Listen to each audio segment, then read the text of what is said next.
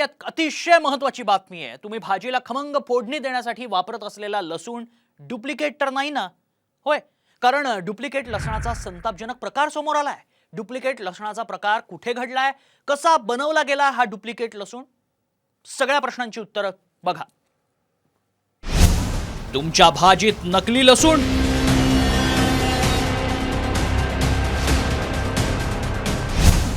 कोण कालवतंय अन्नात सिमेंट,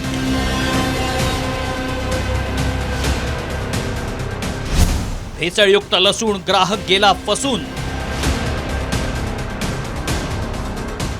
भाजी खमंग व्हावी म्हणून तुम्ही लसणाची फोडणी देता, मात्र तुम्ही खात असलेला लसूण डुप्लिकेट तर नाही ना? कारण अकोल्यातून डुप्लिकेट लसूण विकल्याचा संतापजनक प्रकार समोर आलाय। हा पहा, एकदम हुबेहूब ओरिजिनल लसणासारखाच दिसणारा डुप्लिकेट लसूण।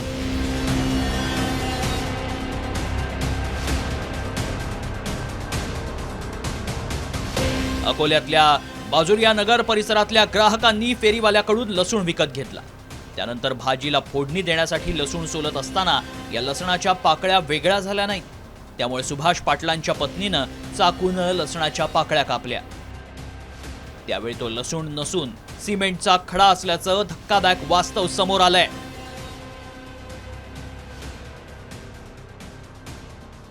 फेरीवाले जे येतात भाजीपाला विकणारे, त्याच्याकडून माझ्या मिसेसनी लसण घेतला। त्या लसणाच्या गाठ्यामध्ये एक गाठा असा निघाला की तो हुबेहूब दिसायला लसणाच्या गाठ्यासारखाच होता आणि त्याचे वजन जवळपास 100 ग्रॅमच्याही वर आहे। तो लसण सोलायला घेतला असता तो निघत नव्हता, म्हणून चाकूने कापला तर आतमध्ये पूर्ण सिमेंटचा गोळा निघत आहे। गेल्या काही वर्षात अन्नात भेसळीचं प्रमाण वाढलंय। कधी पोह्यात, तांदळात प्लास्टिकचे तुकडे, कधी पाणीपुरीत ॲसिडयुक्त मीठ, तर कधी शेंगदाण्यात लाल रंगाचे खडे टाकून ग्राहकांची फसवणूक केली जाते। त्यातच आता लसणाच्या नावाखाली सिमेंटचे खडे आणि क्लोरीन ब्लीचचं कोटिंग करून तुमची फसवणूक केली जाते। त्यामुळे अन्न आणि औषध प्रशासनानं भेसळ करणाऱ्यांविरोधात कठोर कारवाई करायलाच हवी। ब्युरो रिपोर्ट, साम टीव्ही न्यूज।